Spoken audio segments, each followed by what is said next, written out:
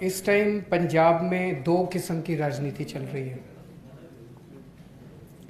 एक वो पार्टियां हैं जो केवल और केवल गंदी राजनीति कर रही हैं, भ्रष्टाचार कर रही हैं, गाली गलौज कर रही हैं, और दूसरी आम आदमी पार्टी है जो लोगों के सामने पंजाब के विकास का और भविष्य का एजेंडा लेके आई है और पूरी प्लानिंग कर रही है। हमें भ्रष्टाचार करना नहीं आता, हमें गाली गलौज करनी नहीं आती, हमें गंदी राजनीति करनी नहीं आती, हमें काम करना आता है। हमने दिल्ली में काम करके दिखाया है। तो अभी तक मैं इतनी बार पंजाब आया, भगवंत मान जी के साथ मैंने लंबी लंबी मीटिंग्स करी। हम दोनों कई लोगों से मिले, व्यापारियों से मिले, हम दोनों मिलके किसानों से मिले। हमने अलग अलग तबके को अलग अलग गारंटियां दी हैं कि आने वाले पंजाब के अंदर उस तबके को कैसे विकास किया जाएगा। पंजाब में 26 साल कांग्रेस ने राज किया, 19 साल बादल परिवार ने राज किया, तो उन्होंने तो जो करना था कर लिया। अब 26 साल जब कांग्रेस ने राज कर लिया तो उनको और 5 साल देने से तो कोई फायदा नहीं। उन्होंने कुछ अब नया तो करना नहीं है, जो करना था कर लिया। 19 साल जब बादल परिवार ने राज कर लिया तो उनको और कुछ देने से तो कोई फायदा नहीं, 5 साल और खराब होंगे। आम आदमी पार्टी इतना शानदार एजेंडा लेके आई है जो कि जनता को पसंद आ रहा है। एक कट्टर ईमानदार पार्टी है, अच्छी पार्टी है। तो 5 साल के लिए आम आदमी पार्टी एक मौका मांग रही है। हमें शहर के कई लोगों ने अप्रोच किया, उन्होंने कहा जी आपने सभी को गारंटी दी, शहर के बारे में आप कुछ नहीं बोले। और पंजाब में कई अच्छे अच्छे शहर हैं, अमृतसर है, लुधियाना है, जालंधर है, पठानकोट है, कई सारे, बठिंडा है, बहुत सारे शहर हैं। तो शहरों को लेके आज 10 गारंटी, 10 पॉइंट गारंटी हम लेके आए हैं। सबसे पहले साफ सफाई। पंजाब में शहरों की सफाई की हालत बहुत खराब है, चारों तरफ गंदगी है। पंजाब के शहरों को साफ सुथरा, शानदार, अच्छा, सुंदर बनाएंगे। जब मैं सफाई की बात करता हूं तो उसमें सीवर भी आता है, उसमें गार्बेज डिस्पोजल भी आता है और उसमें सॉलिड वेस्ट मैनेजमेंट भी आता है। इन सारी चीज़ों को ठीक करेंगे। दूसरा है door step delivery of services. ये दिल्ली में हमने किया। आप जब सरकारी दफ्तर में जाते हो कोई काम कराने के लिए, तो आप फॉर्म भरते हो, लाइन में लगते हो, आपका नंबर आता है, तो वो बाबू बैठा हुआ 2 ऑब्जेक्शन लगा देता है।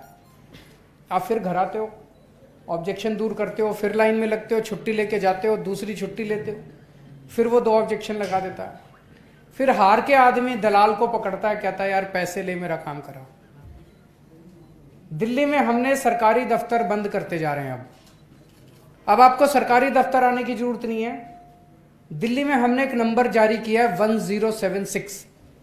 आप लोग दिल्ली जाओ तो दिल्ली में फोन करके देख लेना इस नंबर पे। उस पर अगर आप फोन करो तो आपसे पूछते हैं कि जी आपको सरकार में क्या काम कराना है, तो आप कहते हो मेरे को राशन कार्ड बनवाना है।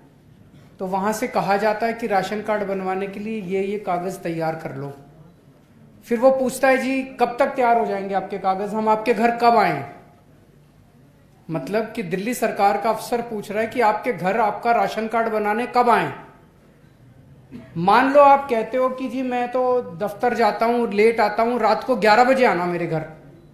तो रात को 11 बजे दिल्ली सरकार का एक ऑफिसर आपके घर आपका राशन कार्ड बनवाने आता है। आपको दफ्तर जाने की जरूरत नहीं है, सरकारी दफ्तर, लाइन में लगने की जरूरत नहीं है, फॉर्म भरने की जरूरत नहीं है। वो एक स्कैनर लेके आता है, जितने आपके कागज है वो स्कैनिंग करके वो कागज ले जाता है और आपका राशन कार्ड हफ्ते 10 दिन के अंदर आपके घर पहुंच जाता है। कोई किसी को पैसे देने की जरूरत नहीं, कोई किसी को लाइन में लगने की जरूरत नहीं, छुट्टी लेने की जरूरत नहीं, दलाल के चक्कर काटने की जरूरत नहीं। साफ सुथरा सिस्टम है। और अब हमने जैसे ट्रांसपोर्ट डिपार्टमेंट है, उसके तो सारे दफ्तरों के ऊपर ताला लगा दिया, अब जनता को आने की जरूरत नहीं है। वही जैसे दिल्ली में करके दिखाया, पंजाब में भी door step delivery of services शुरू करेंगे। तीसरी चीज, कई शहरों के अंदर कई कॉलोनियां ऐसी हैं, इलाके ऐसे हैं, मार्केट ऐसी हैं जहां तारें लटकी पड़ी हैं, बड़े उनके जंजाल बने पड़े हैं तारों के। वो सेफ्टी के लिए भी एक खतरा है और खूबसूरती के लिए भी, मतलब गंदे लगते हैं वो। तो दिल्ली में पिछले बजट में हमने ये खत्म करने का बजट अलग से रखा है। दिल्ली में भी चांदनी चौक है और ऐसे कई सारे इलाके हैं जहां तारें ही तारें हैं, उनको सबको अंडरग्राउंड कर रहे हैं।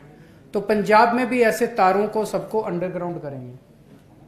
चौथा है, पंजाब के शहरों में जितने हॉस्पिटल हैं सरकारी, उन हॉस्पिटल्स को अच्छा करेंगे और दिल्ली की तर्ज पे हर मोहल्ले में मोहल्ला क्लिनिक बनाएंगे।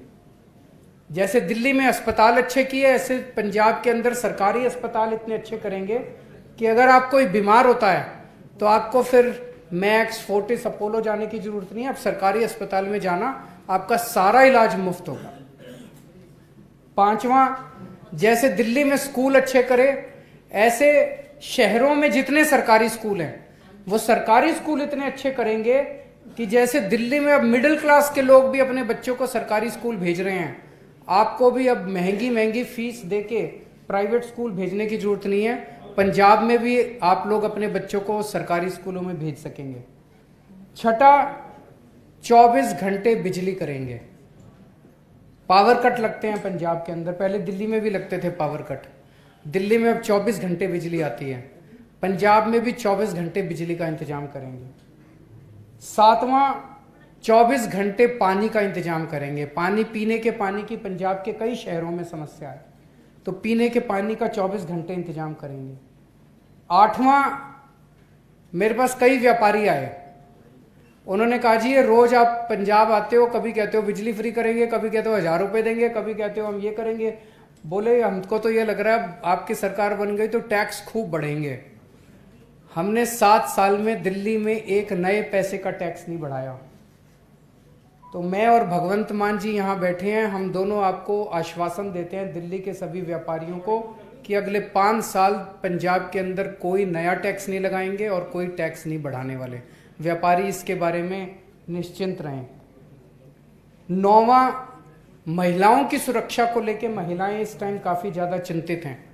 बलात्कार की और महिलाओं से छेड़छाड़ की घटनाएं बढ़ने लगी हैं। दिल्ली के अंदर हमने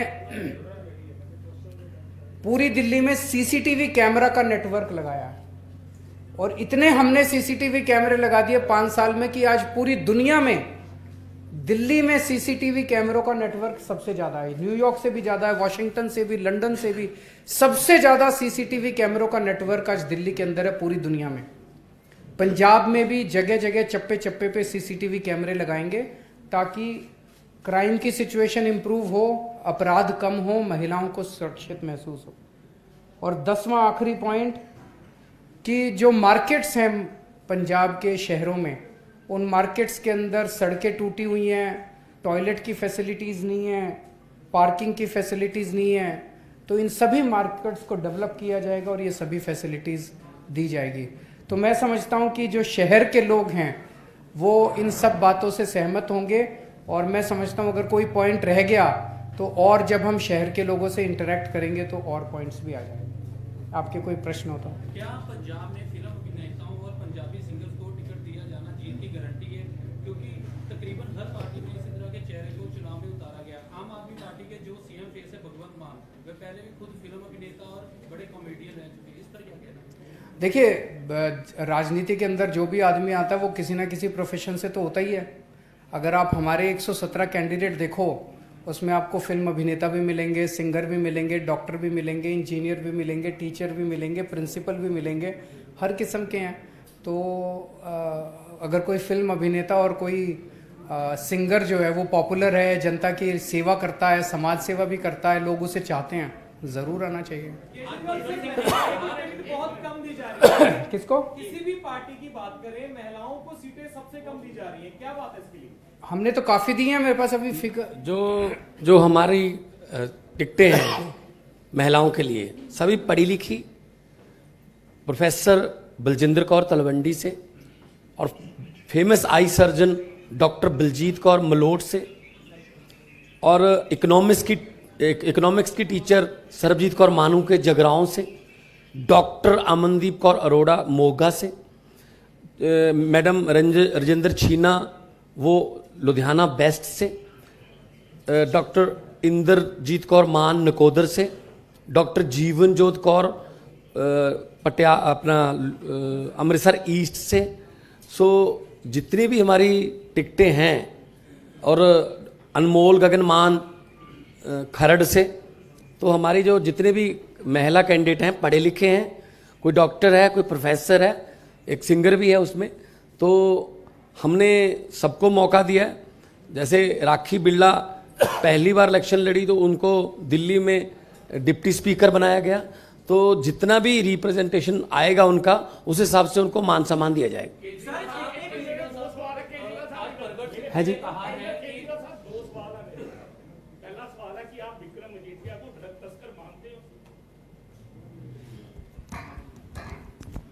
मेरे मानने न मानने से कुछ नहीं होता।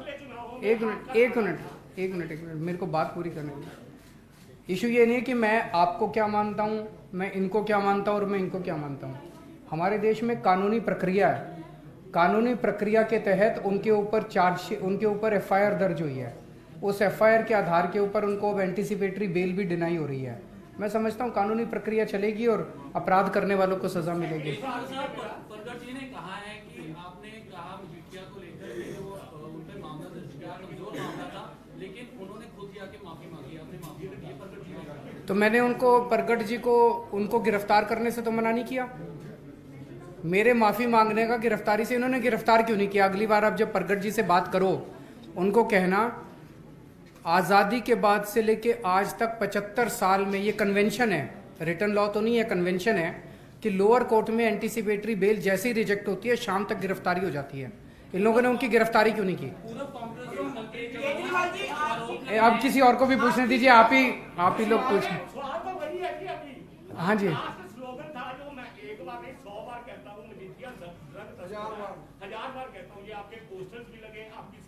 आप हमें वोट दो, सरकार बनाओ और फिर देखना कार्रवाई कैसे होती है। एक मिनट, अब बस जितना मैंने कहना था इस मुद्दे पे कह दिया। केजरीवाल जी आपकी पार्टी के ऊपर हैं जी, का आरोप लगा है, उसके बारे में एक मिनट वो कुछ पूछो। जो बंदी सिंहों की रिहाई है उसको लेकर लगातार प्रदर्शन हो रहे हैं, कल फिल्मों में भी वहाँ आज भी बाहर हुआ है, उसको लेकर क्या? किसकी? भुल्लर साहब की। देखिए जी, ऐसा है, ये बड़ा सेंसिटिव मामला है। इसके ऊपर अकाली दल वाले गंदी राजनीति कर रहे हैं। ऐसे मामलों पे गंदी राजनीति नहीं होनी चाहिए, इसकी हम कड़ी निंदा करते हैं।